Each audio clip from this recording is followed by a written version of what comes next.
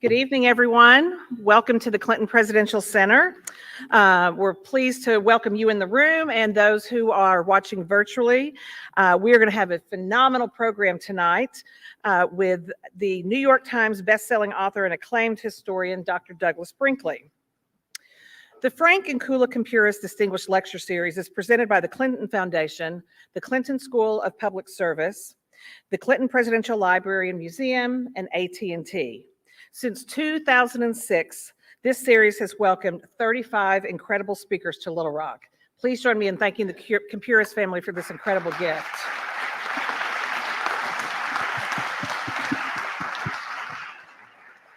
I'm so pleased that Dean is here tonight and his lovely wife, and Drew and Katherine and Trotter. Thank you again for this really, really special gift. I'd also like to recognize my two colleagues that are partners in this adventure here at the Clinton Center with me, Dr. Jay Barth, who you'll hear from later in the program, who is the director of the Clinton Library, and Dean Vicki Soto. And Vicki will be speaking later in the program as well. So we're thrilled to welcome Dr. Brinkley to the Clinton Center this evening to discuss his latest book, Silent Spring Revolution, John F. Kennedy, Rachel Carson, Lyndon Johnson, Richard Nixon, and the Great Environmental Awakening. It chronicles the rise of environmental activism during the Long Sixties, 1960 to 1973, telling a highly charged story of a generation that quite literally saved the natural world under the leadership of John F. Kennedy, Lyndon Johnson, and Richard Nixon. His book is a call to action, reminding us that there is still work to be done. Dr. Brinkley is the Katherine Tsanoff Brown Chair in Humanities and Professor of History at Rice University, Presidential Historian for the New York Historical Society, Trustee of the Franklin D. Roosevelt Presidential Library, and a contributing editor at Vanity Fair. He works in many capacities in the world of public history, including serving on boards at museums, colleges, and historical societies. Dr. Brinkley's recent book on Cronkite won the Sperber Prize, while the Great Deluge, Hurricane Katrina, New Orleans, and the Mississippi Gulf Coast received the Robert F. Kennedy Award. And this is a big one. Just last week, he received a Grammy for producing the best Latin and jazz album, and I'm sure that Jay will dig into that a little further. He was telling me that as we walked down the stairs here, and I think that's pretty neat. So, our moderator, as I mentioned, is Dr. Jay Barth, the director of the Clinton Presidential Library and Museum. And before coming to the Presidential Library last March, he's been here almost 1 year, so I'm not calling you new anymore. Jay spent 3 decades teaching and researching various aspects of American politics and has worked to enhance civic engagement programming in higher education settings. Later in the program, he's going to take some of the audience questions that were previously submitted. And as I mentioned, we are just so pleased that Jay is a partner here, and he is doing some really incredible work on our civic engagement programming, so stay tuned on that front. Ladies and gentlemen, please help me welcome Dr. Jay Barth and Dr. Douglas Brinkley.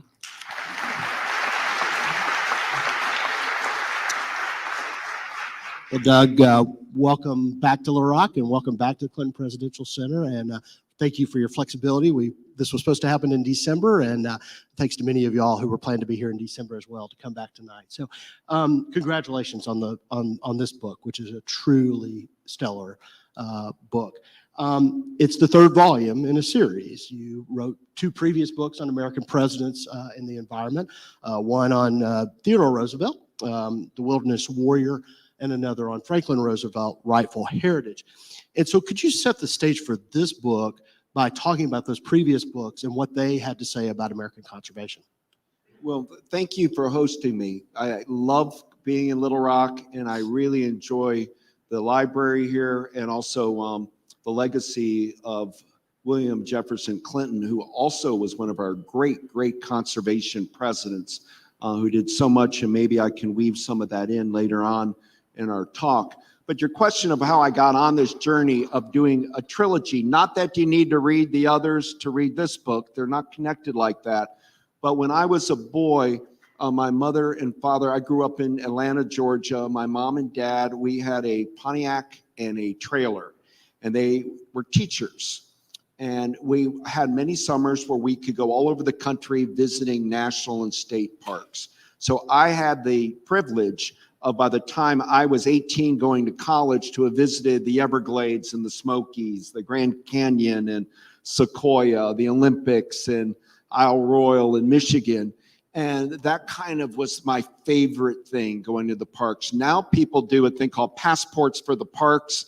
They bring their kids and you check them off. But I was kind of a byproduct of that, and before it was called that. And I also had asthma as a kid. And I had read in a biography at a library that Theodore Roosevelt had asthma, but the natural world was a curative. He was born in 1858 in New York City, and pre anything being regulated, the air in New York was poisonous, and he would have respiratory illness. But when he got to the Catskills and the Adirondacks, it would lift. The science on all of this is indisputable, that clean air is much better for your lungs than dirty air. And I started, wherever we went on these family vacations, I'd pick up brochures, as you did in those days, and either Theodore or Franklin Roosevelt had saved that place. And when I had my own children, I have 3. I have 2 in high school, 1 just started college. I wanted them to experience the parks, but I also wanted to write and be in my role as historian. So I stumbled upon the idea. Nobody had written a big book on Theodore Roosevelt's conservation. From 1901 to 1909, TR saved 234 million acres of wild America. He did it through many means. He created our National Forest Service of today, put Gifford Pinchot, the first head of forestry. So if you pull a Rand McNally map and just look at all these national forests, they're Theodore Roosevelt. He would go through Congress for national parks like Crater Lake in Oregon or Mesa Verde in Colorado. But he innovated 2 other things. He used executive power to set aside 51 federal bird reservations, some the size of West Virginia, for species survival. Never in the world had anybody did that. Those original 51 of Theodore Roosevelt have grown into, today, you all own 550 national wildlife refuges, an incredible system with U.S. Fish and Wildlife, in addition to the Forest Service. And then what Bill Clinton stumbled upon is that Theodore Roosevelt, when he went to the Grand Canyon and they were going to mine it for zinc, asbestos, and copper, and the Senate said it's not worthy of National Park Service, TR said, God has made it, man will only mar it, leave the Grand Canyon alone. And he signed an executive order using Antiquities Act in 1906, which was really meant for about, let's call it 10 acres of dinosaur bones, and for Native American pottery or artifacts, because European museums were coming here and poaching all of our dinosaur bones. So the federal government could come in and put, like a yellow plastic of today, you'd see around a couple acres, and allow that to belong to the people if they discovered a T-Rex or rare pottery. Roosevelt applied it, what would become 1 million acres, by finding that the president had the power to do it in the name of science. And when people said, how is that many acres science? He said, show me a better example than erosion at work than to study the Grand Canyon. And it went through the courts. They sued about it, and TR won. And Bill Clinton later will use that Antiquities Act to save many of our treasured landscapes in a very bold way as president, particularly in Utah. But and then FDR, his first big New Deal measure was the Civilian Conservation Corps, where we planted the United States in our country. The Great Depression wasn't just the stock market, but we were an agricultural ruin. We had drained our swamps, clear cut, all the hardwood trees. We had a dust bowl going on. Bird species, other species were vanishing, and FDR was able to, with his CCC, paying unemployed people $1 a day, plant nearly 3 billion trees. Billion around our country. And while I could rattle off all the national parks and things FDR did in his long presidency, He also was the progenitor of 800 state parks.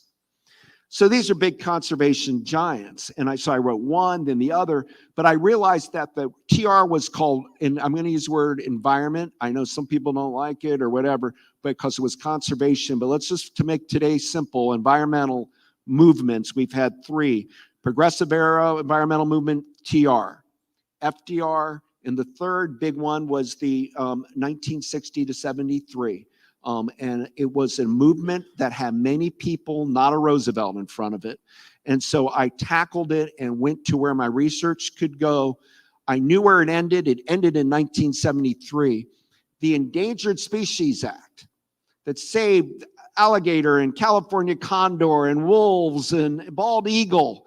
I could go on, that, guess what it passed, guys? The US Senate in 73, 92 to nothing. And Nixon had created the EPA, but by 73, we had an Arab oil embargo, gas prices went up, inflation went up, and there became a movement to stop that third wave of environmentalism.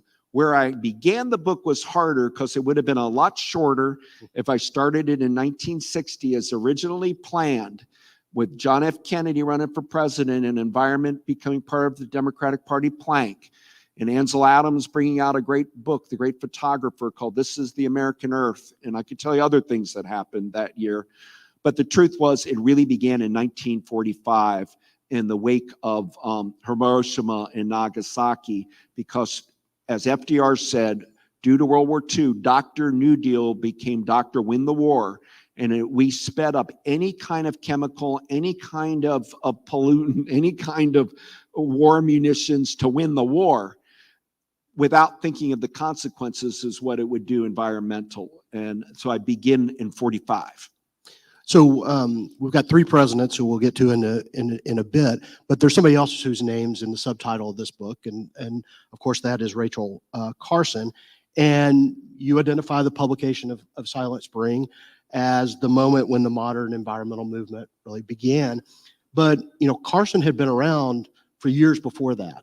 And so could you talk a little bit about Rachel Carson's role, kind of from her entrance into the public dialogue about the environment, of course, through Silent Spring? Well, it segues nicely because Rachel Carson was a New Dealer, and then she became a New Frontier person under John F. Kennedy politically. But she grew up in a little town, Springdale, in Pennsylvania, along the Allegheny River. And the Allegheny River, due to a glue factory and other chemicals, had died. It was a beautiful part of Pennsylvania, but she, as a girl, wanted to play there, and she saw the pollution.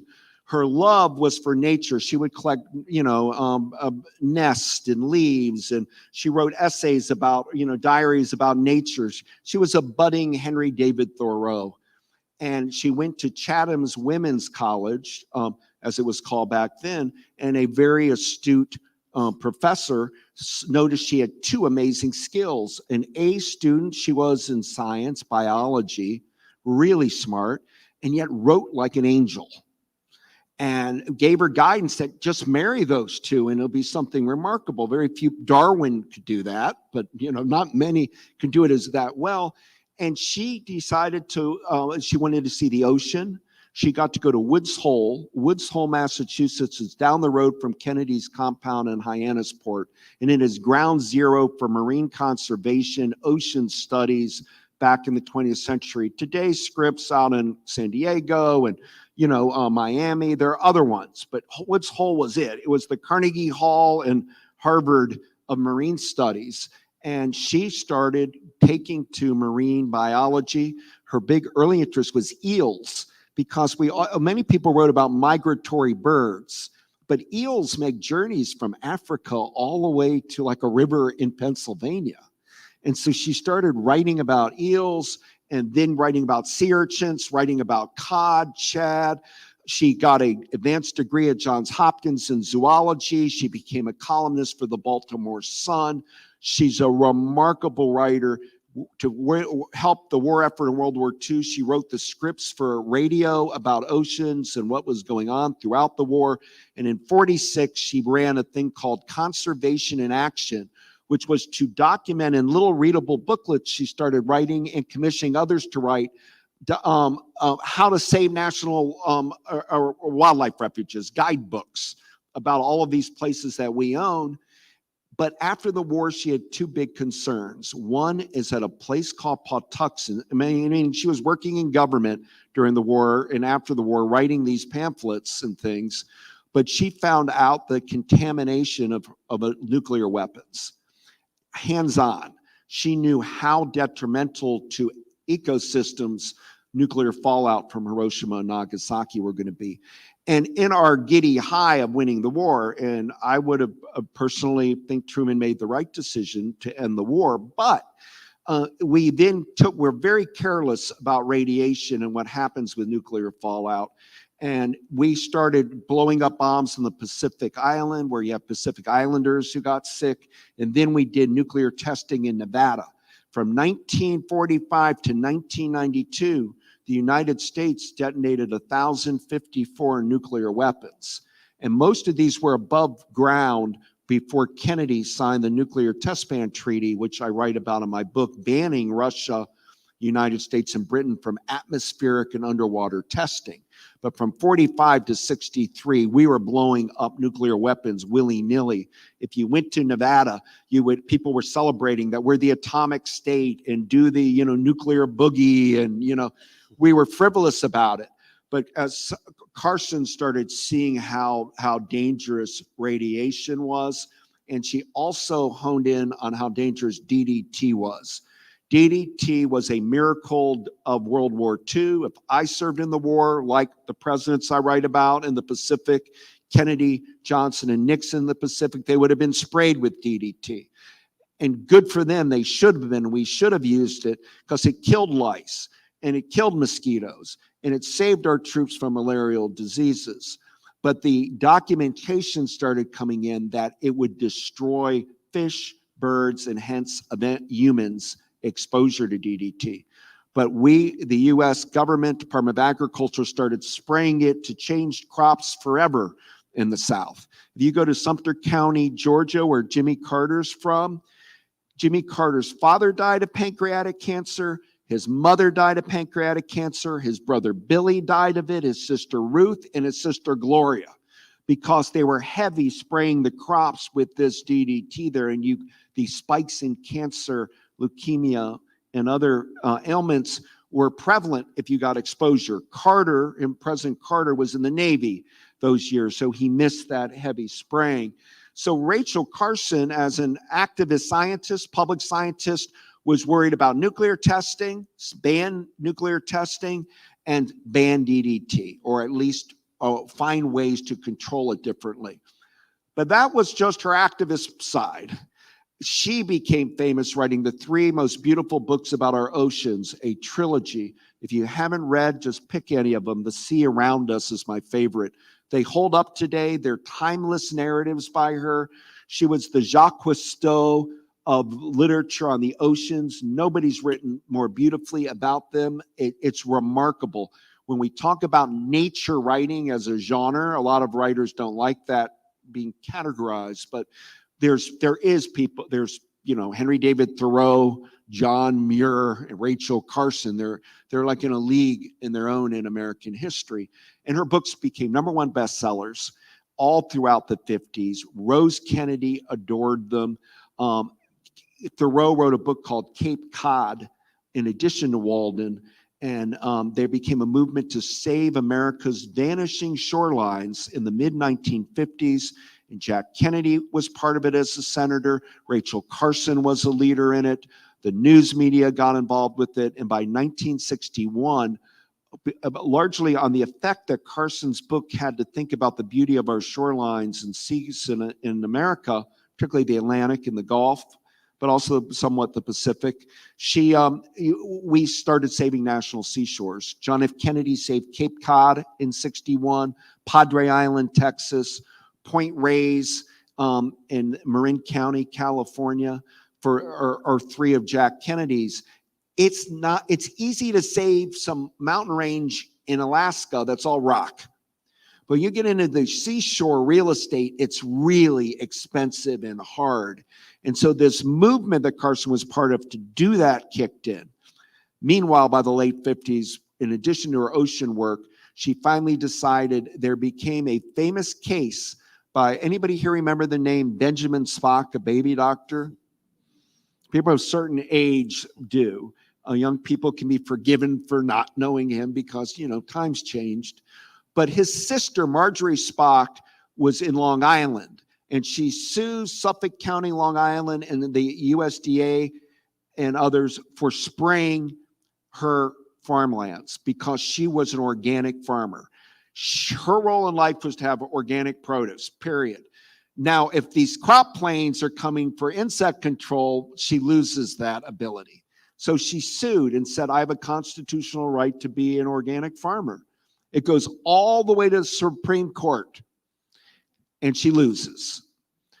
But William O. Douglas, Supreme Court Justice, wrote a genius dissent saying that that was unconstitutional. She did have her right. Nobody should be poisoning lands. And meanwhile, Rachel Carson took all of those legal documents from that case. You can imagine how much got generated, a big Supreme Court case, and married that to reports that were given to her from inside government, whistleblowers at U.S. Fish and Wildlife, her old employer. And she started writing in the late 50s, Silent Spring. And at the exact time she was diagnosed with breast cancer and had radiation treatment after radiation treatment, chemo type things, she lost all of her hair. And she knew she didn't have long for the world. So there was a race for her to write this expose. It came out in 1962 and it became a revolution because for the first time, it wasn't Theodore or FDR planting trees or saving a beautiful, park. It was telling everybody here, your kid could be getting sick playing in the backyard. Mom and dad, your kids are being contaminated. That wakes people up. That opens up what may have been a clubby conservation's my thing, outdoor recreation's my thing, into something much larger, people's health, personal health. And we never turned back after that book came out. It had the smelling salt effect that few books have, like Thomas Paine's Common Sense in the American Revolution, or Harriet Beecher Stowe's Uncle Tom's Cabin, or maybe Upton Sinclair's The Jungle on meatpacking factories. Rachel Carson's book married seashore preservation, conservation with concerns over nuclear bomb testing, DDT, and turned it into a public health crusade. So you mentioned Justice Douglas, and he's all over this book. He's strategizing with presidents. He's working with grassroots activists on their efforts. He's, of course, once the environmental law movement gets going, he's still in the Supreme Court hearing some of those first really crucial cases.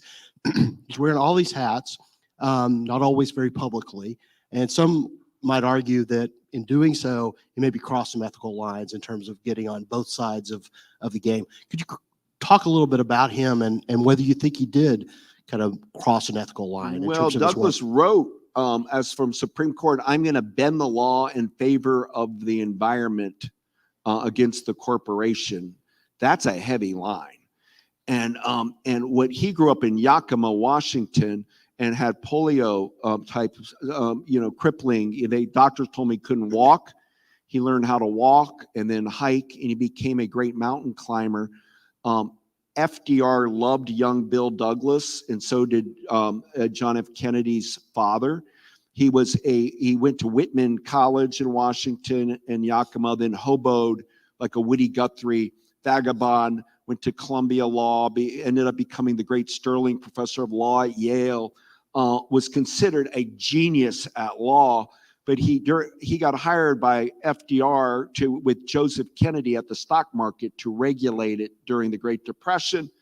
But he really is all about outdoor adventure and clean rivers, clean air, and that those are U.S. birthrights. That part of our Bill of Rights should be the right to clean air and clean water.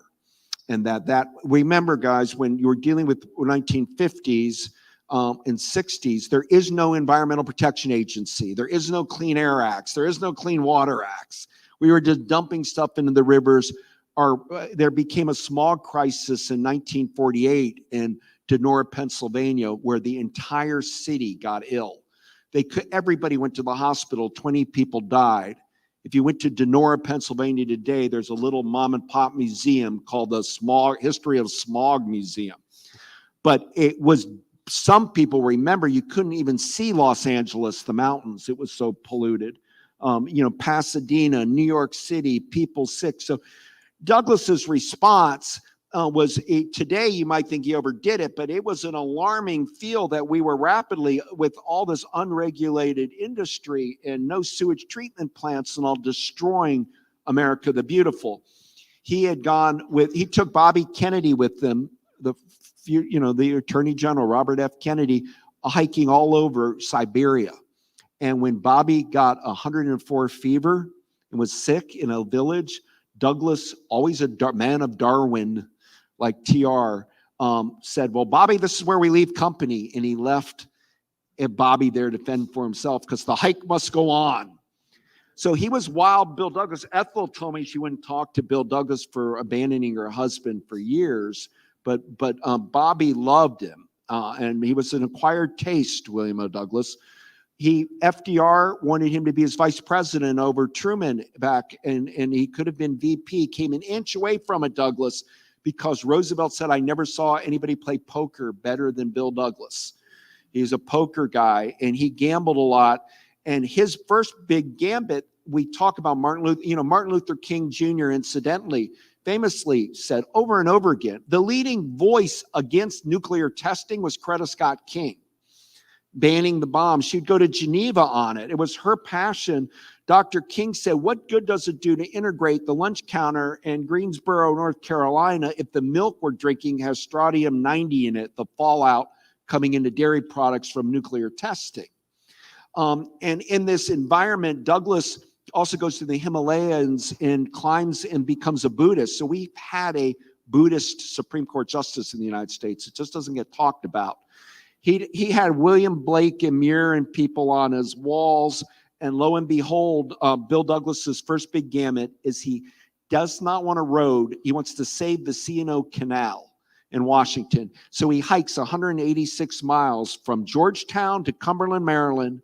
And on that hike, he brings people, the media follows him, and he kills the roadway. The Washington Post ends up siding with him. Even Eisenhower did. With that victory, Douglas now goes on protest hikes. He came to Arkansas, Bill Douglas, to go down the Buffalo River once he heard that people were putting barbed wire across it to stop kayaker canoers.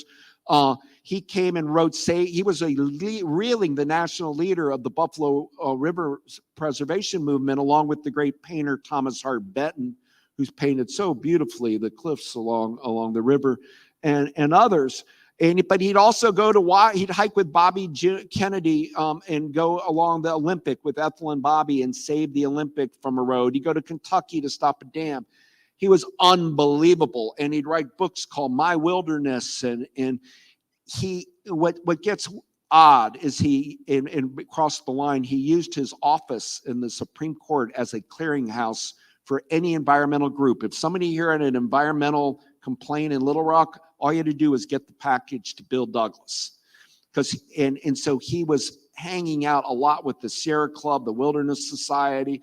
He was embedded with those guys. And until these federal laws came, he was determined to make them happen. So he's a great, colorful Supreme Court justice. He's the longest serving justice in U.S. history. He's controversial because he had 4 marriages. And the last wife, she's a great conservationist leader today, but she was in her 20s and he was in his 70s, and it created scandal in Georgetown. But he was a maverick kind of loose cannon justice who did more for the environment than just about anybody you could imagine. So Doug, let's talk about President Kennedy a bit. And I think the last time you were in Little Rock, you were here with American Moonshot, your book, of course, on another aspect of Kennedy's New Frontier worldview. And how does his conservation work kind of fit within that broader perspective, or his broader perspective on the country and on the space race in particular? How do those things all fit together? John F. Kennedy was not a workhorse in the Senate. He was more of a show horse. And Bill Douglas, who trained, the Kennedy family would have Uncle Bill Douglas over for lunch and bird watching, and he was almost an extended member of the Kennedy family. He's the one who came up with the idea of the Peace Corps, Bill Douglas, and got the Kennedy family thinking about such a thing. But, he said, Jack, the problem is you haven't slept on the ground. You've been pampered. Now, Jack Kennedy had a horrible back. And the truth is, it's worse than we think, the pain John F. Kennedy was in. He couldn't go on these 186-mile hikes with Bill Douglas like a young Bobby Kennedy could. So Douglas said, well, Bill, Jack and the Senate, you got to find an issue. And Kennedy chose seashore preservation. I would ask all of you in the audience, what's your Walden Pond? What place in the natural world speaks to you the most? It could be the Buffalo River. It could be the C&O Canal. It could be your aunt's farm. But somewhere in your life, you were in the natural world and felt a kind of glow, almost a spiritual sense of God and the planet. And it's became part of your own DNA. For Jack Kennedy, it was the ocean, and it was Cape Cod. And he would, even in a doodling, he'd do sailboats in the middle of the Cuban Missile Crisis, and he couldn't wait to get there because he couldn't do other vigorous sports with the back, but he could sail, and he was very good at it. And he went all over, and he felt that wilderness of the oceans. Lyndon Johnson felt that with the Pedernales River at the ranch in Texas. I'll tell you the Nixon story later. He didn't quite have a Walden. So Kennedy got very into the idea of saving these seashores. What was great is what he did was not just ocean seashores. His administration with Stuart Udall, who was the great Secretary of Interior for Kennedy and Johnson. Stuart Udall's son, Tom Udall, was a senator from New Mexico, and he's now our ambassador to New Zealand. But Stuart and Jack Kennedy came up with the idea of lakeshore preservation. The Great Lakes were being treated as a dumping zone, no national parks. And the poet Carl Sandburg and others said, why don't we have great national parks in the Great Lakes? It's magnificent. And if any of you have been to Upper Michigan in the summer or Wisconsin, you know how beautiful it is. And so Kennedy started moving, and due to Kennedy, some didn't get passed till Lyndon did the assassination, but they saved Sleeping Bear Dunes up in Michigan, Picture Rock, the Apostle Islands, 22 islands in northern Wisconsin, the dunes by Gary, Indiana, called Indiana Dunes near Chicago, on and on, protecting the Great Lakes in addition. So this was a passion of Kennedy. The second one, and Bill Clinton, I would say, falls right into this story, is wilderness.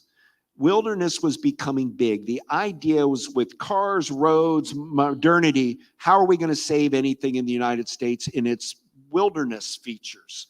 And so Kennedy became a leader of the Wilderness Act, which Lyndon Johnson would sign. That put 9.1 million acres of roadless wilderness. So the idea of, if you don't put a road in it, you can't build it, you can't have features. So you could hike, hunt, camp, but it was really a lot of soldiers and people in the military loved going, and still do, into these wilderness zones. So Kennedy was pushing that Wilderness Act through too. And then clean air. In December 1963, we have our first Clean Air Act, but that act only deals with stationary pollution coming from factories. There was going to be a standard of pollutants.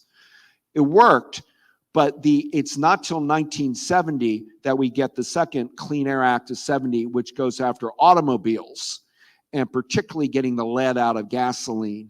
And the combo of those two has made Americans' air quality much better than it was. So if you want to look at political success, we're going to walk out of here tonight and be able to breathe and not worry too much about what we're experiencing, although there are some places like in California, in the Imperial Valley and all, where the air quality is horrendous right now. But these Clean Air Acts worked, and Kennedy was a big part of that too. So President Johnson, I think one of your arguments is it's kind of under-recognized in terms of the impact he has with his legislative victories. I mean, why does he not get the credit that he, I think, justifiably deserves based on your analysis? Kennedy was an intellectual. His hero was Robert Frost. Frost, the great poet, read at Kennedy's inaugural, and Kennedy promises kept and miles to go. And he was all about Robert Frost. He was one of the players of the environmental movement. And I mentioned the poet Carl Sandburg and Ansel Adams, the photographer. Native American tribes were coming out with environmental ideas. And as Udall put it, Kennedy opened the door enough at the White House so all these people could come through. They didn't rush through. They vetted who was getting through. But it allowed this sort of opening. So when Kennedy was killed and when Kennedy was asked at the podium, when Rachel Carson's book came out, they tried to malign Rachel Carson as being a lesbian, hysterical woman, fake science. Boy, you should see how ugly people were to her book on the chemical industries for fear of being regulated.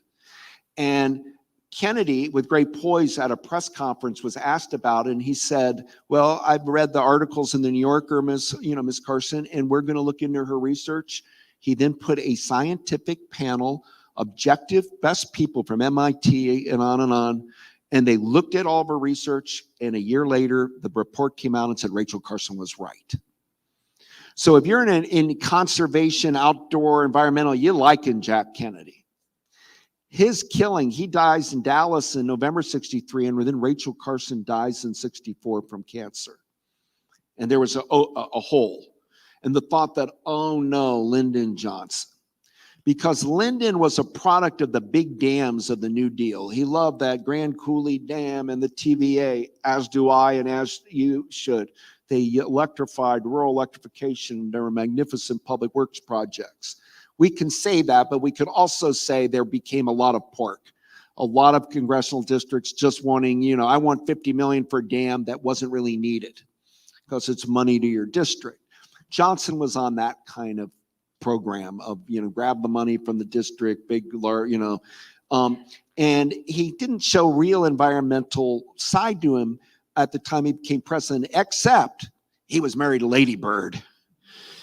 And Lady Bird was a genuine environmental land and water steward, outdoor person, in a very sophisticated way. She grew up on the Texas-Louisiana border. She learned to love swamps, bayous, of the area called the Big Thicket of today.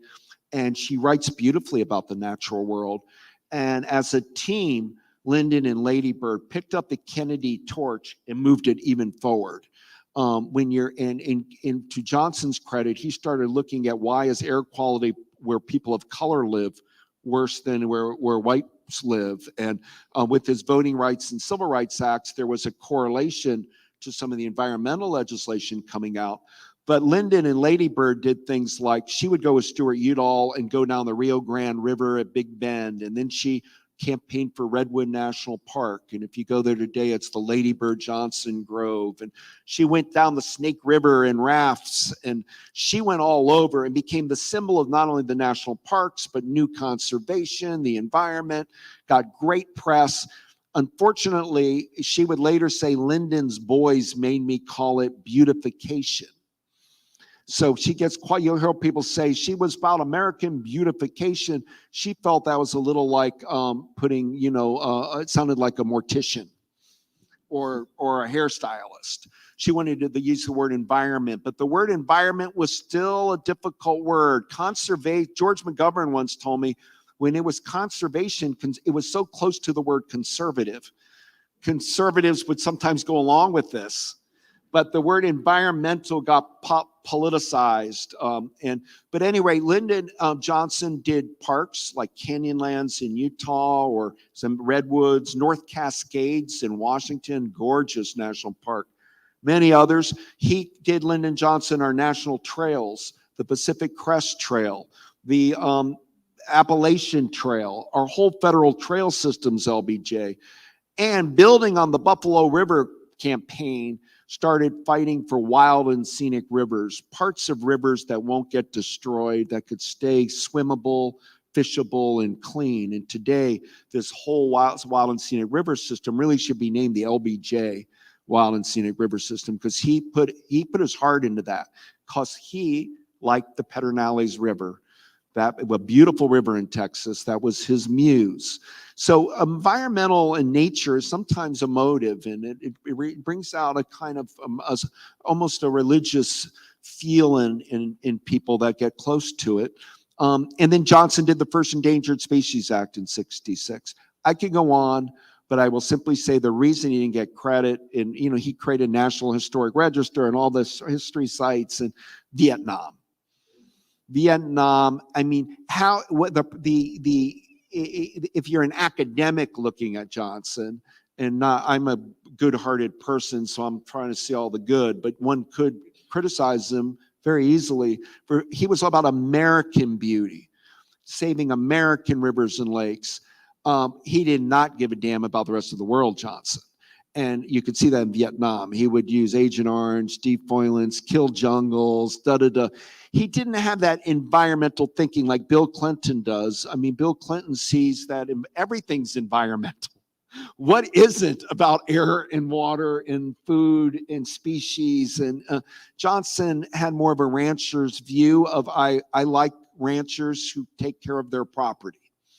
Good land stewards, individual, with maybe hyping up the frontier values of American wilderness and he loved the parks and all. But Vietnam has destroyed much of that environmental legacy. And the beneficiary is Lady Bird, but Lyndon did an awful lot. And without his leadership, many of our environmental standards of today would never have come to fruition. So they were a real team, those two, when it came to the environment, because it was his wife's passion. So President Nixon, obviously the president who's probably least naturally at home in this movement, right? This is not his calling, yet he had some of these amazing victories, including in many cases by overwhelming bipartisan, if not unanimous votes. A couple of things. First off, talk a little bit about Nixon and why he did go along with this movement in such an important way legislatively, but maybe talk a little bit about whether it's appropriate to see those as truly bipartisan, or whether there were some other things going on in that era. Well, I mentioned DDT. So Rachel Carson came out in '62 talking about not calling it banning, but saying we really have to regulate. This is not good we call it the DDT wars. It went on for a decade. It's Nixon who bans DDT in 1972. After so much science came in, the bald eagle almost went extinct. The DDT would thin the shells of the eggs, and so our national symbol was headed for utter demise. That's just one, indicator species. But Nixon, the environment wasn't his bag.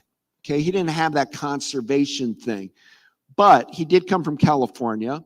And when he ran for president in '68, you couldn't get away from the environment. It was all over the place. I mean, it was talked about in the media so much. And so he hired John Ehrlichman, who you might know from went to jail for Watergate. Well, I'm now loved by the Ehrlichman family for being nice to him in my book. Because Ehrlichman went to UCLA and all this, and got his law degree, but he moved in Seattle and was the #1 NIMBY lawyer, not in my backyard. So if you were a wealthy community and didn't want an aluminum factory near your house, you'd hire Ehrlichman. And so the wealthy people, whether they're Democrat or Republicans, that don't want their neighborhoods being marred, kind of unify as a neighborhood. We don't want that built in our backyard. And Ehrlichman was very good at it. Nixon, he was a Republican. Nixon came up in like '62, and they went voting together. And he was impressed that Ehrlichman's doing this kind of environmental law and was making money on this.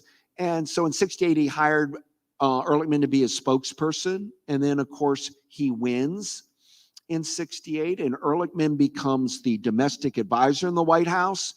And as the very radical David Brower of the Sierra Club said, we were lucky.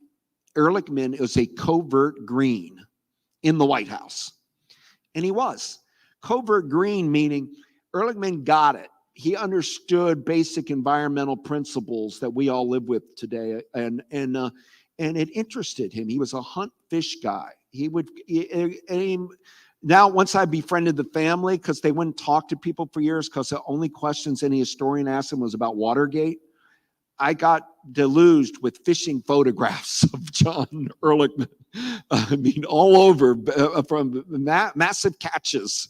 But Nixon's only president days, and the Santa Barbara oil spill happens in 69, and it was ghastly. Birds stuck in oil and goo, unable to fly. Television news went color in 1967, meaning the Cronkite broadcast went color in 67. Now it's early 69, and in everybody's living room in live color is Paradise, Santa Barbara in muck. And it sent a shiver through the national consciousness. Nixon did the right thing as any politician. He's like, don't blame me. I'm here 8 days. It's blame Udall and Johnson's people for giving these offshore leases. But and Nixon did something smart. His Interior Secretary went to the ground, Walter Hickel, and Hickel called Nixon from the ground during the spill and said, and I would tell any president to listen to this advice of Hickel to Nixon, don't minimize it.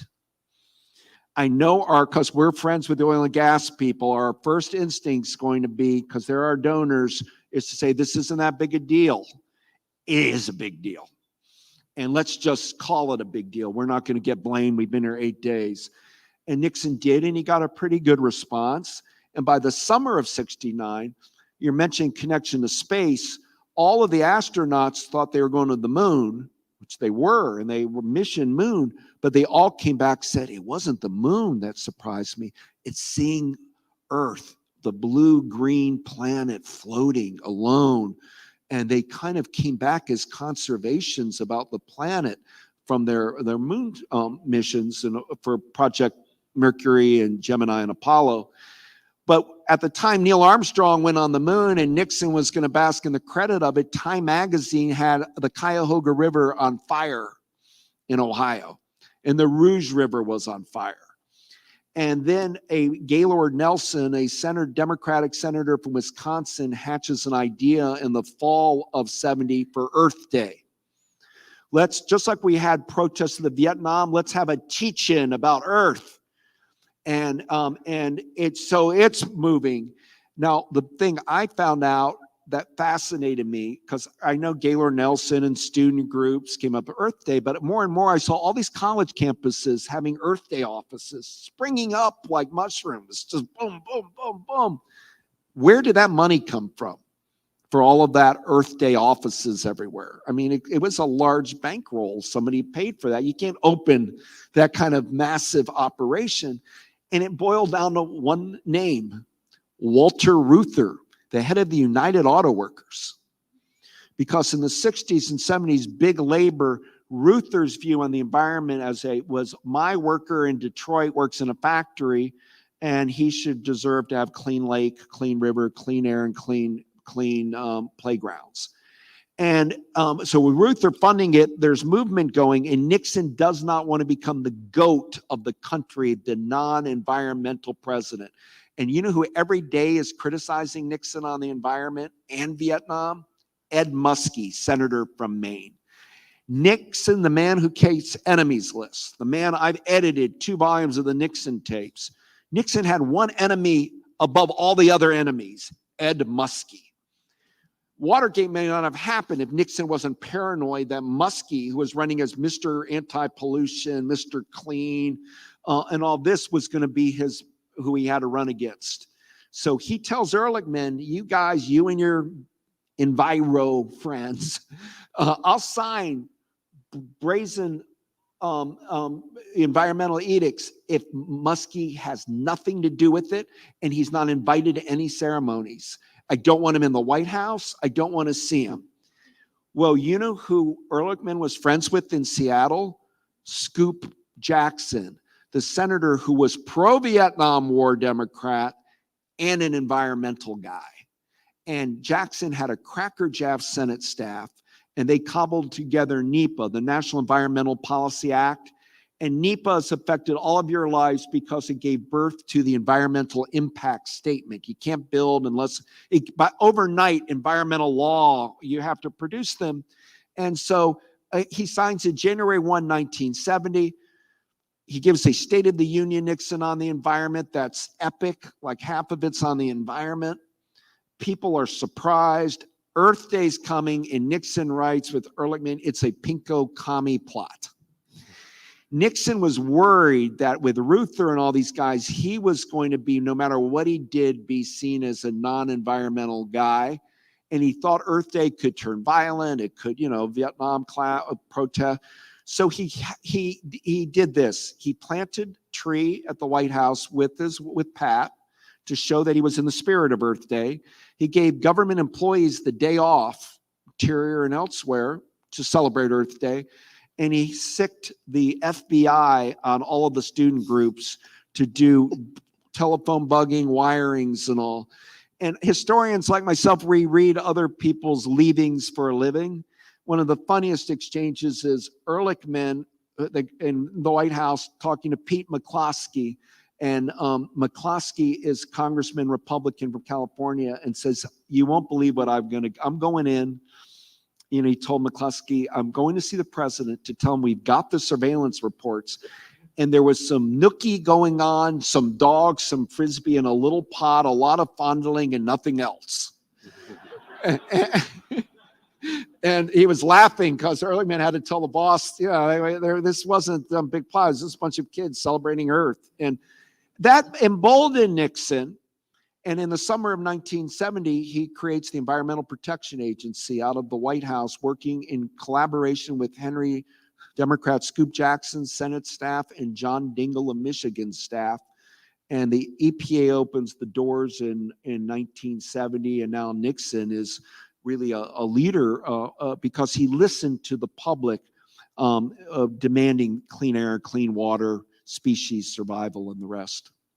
So I want to get a couple of audience questions, but one last question about the Buffalo River, which you mentioned before, and obviously I think is that incredibly meaningful place for many people in this room. My spouse knows some of my ashes are supposed to go at Sneed's Creek right off the Buffalo. Could you talk a little bit? It's one of the last acts in this book is the creation of the first national river. Could you talk a little bit more about the Buffalo? The Buffalo in Arkansas. And incidentally, Bill Clinton just loves I've spoken to him at length about the Buffalo River because he was with William Fulbright dealing with the Buffalo preservation of it. And it's such a magical river. And it was decided the National Park Service or National Parks. First one was Ulysses S. Grant, Yellowstone, 1872. Yellowstone, 1872. 1972, Nixon wanted to make a big statement, and he went in with the Buffalo River National River designation. And that started that was a very bold and a big thing. But, many people joined that crusade. If you go to Bentonville, what's his name? Neil Compton. Yeah, Dr. Neil. And he was a huge leader on it. But also Orville Faubus joined the Save the Buffalo River campaign, more known as the segregationist governor. It had an unusual coalition of people that, in the end, I think did the right thing. But with Bill Clinton in Arkansas, I've had the privilege of talking to him because he loves conservation history and all. His love of the Ozarks, it's just unbelievable how much he loves this state. And of course, the movement in Arkansas was to become the natural state, as you all know, because that the pride of the beauty of your landscapes and features here. And it's still, I think, so special about Arkansas. It's probably one of the most gorgeous landscapes in the United States, the area we're talking about around Bentonville. Yeah. And Eureka, and the whole bit. Yeah. Indeed. So most of the questions that came from the audience in many ways tie the story that you tell about the Long Sixties to today. What are the lessons learned here on the policy front, on the advocacy front? I mean, what are the takeaways My from this big book for today? takeaway is, I told you we've had 3 waves. And under President Clinton, with saving of spotted owls in roadless national forests like the Tongass, we've got to, in Alaska, you got to be careful when we have these treasures that we can scream USA, we did it. We've saved these fish and wildlife refuges. We've saved these national parks, but we've got to protect them. And there's always going to be a want of a generation to go in and grab short term out of it. It's just human nature, but we've got to be adamant in protecting our parks and our outdoor resources. But we're looking for a 4th wave, and climate change is this trigger point. And climate change is the 4th wave. People thought maybe it was happening when Al Gore, with Inconvenient Truth. There were still about 8 Republican senators for a while that were into the climate change, working, and it looked like we might make big progress. It's now unfortunately become very divided over the energy independence versus environment, and they're clashing. We don't need to go there tonight. We all know we're living this in America right now and what that is. But the 4th wave has got to be global. It's got to include, which makes it much harder, meaning with China's pollution, the horrific pollution coming out of China and India and elsewhere. But the big thing is it's got to come from the people. The politicians listen to the people. Nixon, for whatever struck him, he heard it. We were demanding no rivers on fire. The Great Lakes, the novelist Kurt Vonnegut said, it's filled with human excrement and Clorox bottles. It was dying Lake Erie. Dr. Seuss wrote, Smeary Lake Erie, and eventually changed that book, because grassroots people said, we want to be able to boat and swim in Lake Erie. It's still hurting Lake Erie, but it came way back. But the young people today at colleges that are into the environment are worried. They're feeling like the painting the scream. Forest burning, wildfires, epic floods, it's out of control. And so my message to them sounds a little weird. Get involved, but have fun. Don't get psychologically distressed. Don't get despair. Feed off of optimism and join. Just don't look at your laptop and say, oh my God, the climate crisis, we're doomed, da da da da da da da da da. Be active, adopt a friend, become a friend of the Buffalo River, become a friend of the park system of Little Rock. Work on a species salvation for the manatee in Florida, and give it as much time as you can. It might only be 2 hours a week. It might be 10 hours a week. And it might be your whole life and career. But be engaged, because as long as we don't let people run over our natural resources in a grotesque fashion, and we stand together that we love this country and its bounty and how beautiful it is, and we want to save it as TR said, the British have Westminster Abbey, the French have the Louvre. We've got the Tetons, we've got the Shenandoah Valley. Treat these natural places as our heirlooms for future generations. We're going to be okay, because the politics will shift out. I think it's less federal government now, although Biden's put his big plan through on climate and all, and that's all important. But individual states are taking it on. I spoke to the Rhode Island legislature and got a bipartisan applause in a very real way, because Rhode Island is ground zero for climate threats. Their shoreline's disappearing. Historic Newport's going to get wiped out. But they built a big wind farm and they're proud of it. and their companies are starting to get engaged, and they're going to try to make Little Rhode Island the engine that shows the country how a state can deal with the climate crisis by adaptation strategies, by river cleanups, by focusing on environmental justice issues, which I write about in the book with people like Dolores Huerta, who's in the women's display here, beautiful quilt, and Cesar Chavez and Dr. King, and the Black Caucus starting in 1971 got involved, and make sure no child in America is living in barrios or urban areas where there's asbestos or they're getting sick due to their environmental surroundings. So it takes a vigilance, but anger is not going to do it. It's more of a spiritual crusade, the planet, and just do your little part, and eventually all the parts will connect and this fourth wave will kick in. So Doug, one last question from an audience member.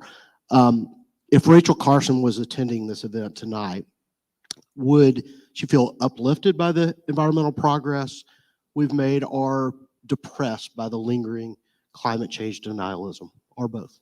Depressed by climate denialism for sure, but she was very much in touch with, she was a bird watcher. And so species extinction and the rate of it going on right now and the struggle, that would have been very near and dear to her heart. And also oceans that we've used as just dumping zones for all of our industrial debris. That's a massive issue that she wishes, I'm sure, that we would do more with. But there's miracles out there in the nature. You can sit on and look at the sky, and I don't find the romantic aspect of the natural world to be fake or not real. I find it the great salve for all of our problems are there by respecting it. And she would want to get young people engaged because it's Generation Z now, guys. I'm a baby boomer, and we did our best. And this is a pro-baby boomer book, because I'm saying those people in the 60s and 70s, whether it's Senator Frank Church from Idaho or Lady Bird Johnson, we did do a lot. The EPA Clean Air, Clean Water Acts, air quality, a lot was done, but then we started getting lax. And it's time now for a new energy. And that's why young people took to Greta so much. They felt that she was of their generation. They want to, all we can do is be encouragers of them, because it's a very healthy sign if you have a granddaughter or a child who says, I love camping, I love hiking, I love the natural world, that means they love life. They want to keep things clean and beautiful and special, and it's a good human quality of being a caretaker and steward of our planet. So the more people that can be thinking and feeling in that way, the better off we're going to be as a species as a whole. Awesome. Humans. Thank you. Thank you for writing this book. Thanks for spending this evening at the Clinton Presidential Center. Thank you.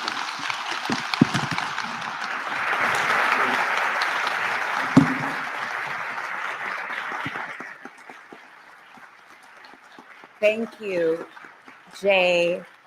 Thank you, Douglas. What a treat, and what an incredible conversation where we get to look on our past with the lens of environmental activism, but more particularly what I was struck with here at the end, Douglas, is the hope, where your call to action for our next generation is not one of anger, but of bridling that passion and doing something with that call to action. I am Victoria DiFrancesco Soto, and I am the Dean of the Clinton School. I want to thank you all for your attendance here tonight, and a special note of thank you to our Congressman French Hill, who we know is also an ardent supporter of conservation of the Arkansas beauty that we have here. I want to thank the Kumpuris family. Thank you for making this possible. Thank you for your support of this lecture series of the Clinton Presidential Center. Please join me in thanking the Kumpuris Center, whose generous gift allows us to bring incredible speakers like Douglas Brinkley here. I'd also like to thank my friends at the Clinton Center, Stephanie Street and Dr. Jay Barth, as well as the team that puts this all together. A special thank you to our core sponsor, AT&T, thank you for making this possible. Thank you for allowing us to build community. Please join us outside for a book signing. I hope you all have a wonderful evening, and I look forward to welcoming you to the next installment of the Distinguished Kumpuris Lecture Series. Have a good evening.